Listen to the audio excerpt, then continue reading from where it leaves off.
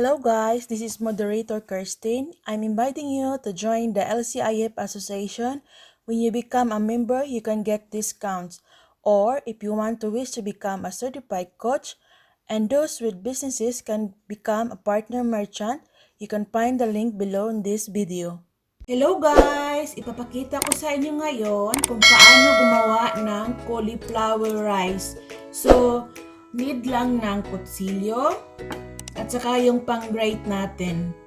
So, simulan na natin. So, tanggalin muna itong green leaves.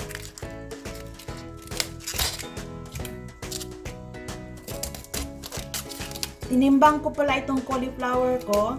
Nasa 760 grams siya. So, tingnan natin kung makailang cups tayo nito after na mag-grate na ang cauliflower. So, simple lang naman ito guys. Huwag nang pahirapan ang sarili natin kung paano gawin. Sana may matutunan kayo sa video na to. And don't forget to subscribe to my YT channel.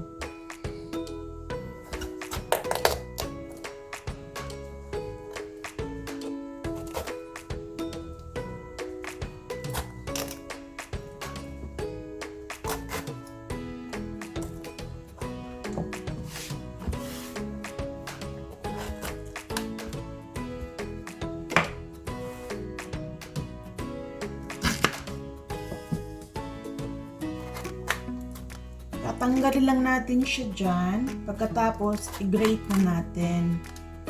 So, kahit wala kayong food processor, pwede kayo lang gumamit nito. Mura lang yan sa mga mall.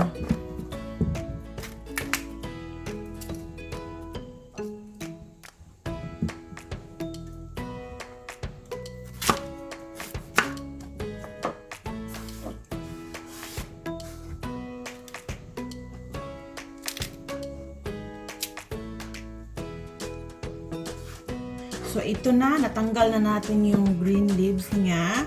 So, ready na natin siyang i-grate. So, ganito lang yun guys, oh. Madali lang siya. Ganon.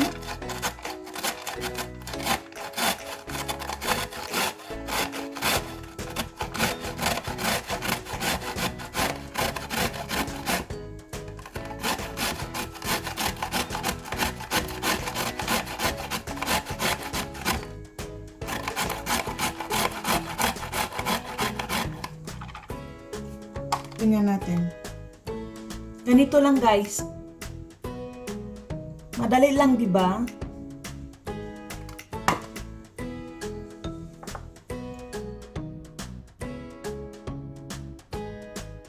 So, ito na. Tapos na natin siyang i-grate. So, tingnan natin kung ilang cups siya. Kasi hindi na naman natin to ubusin sa isang one setting lang, di ba?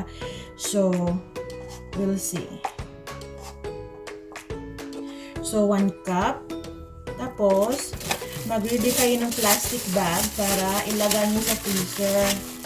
Para every time mag-crave kayo, meron kayong makukuha.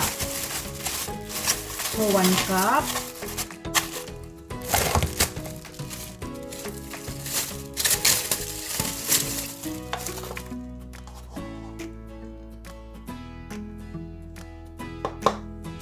Two.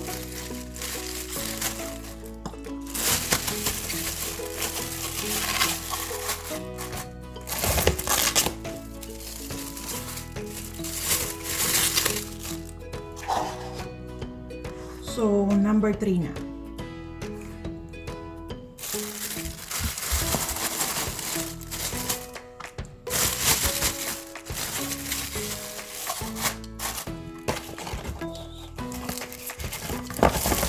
Maka 4 cups pala ito. So, 4 cups. So, gagamitin mo yung 1 cup later on. Or 1 cup na yan siya.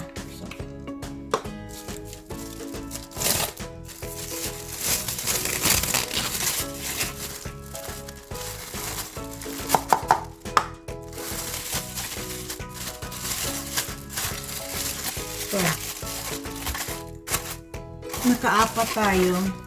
Not bad. So, ilagay nyo lang sa freezer, guys, pag gusto nyo mag-cauliflower rice. Meron kayong makuha. So, sana may natutunan kayo sa video na to. And, please subscribe to my YouTube channel, guys. At hanggang sa muli, maraming salamat!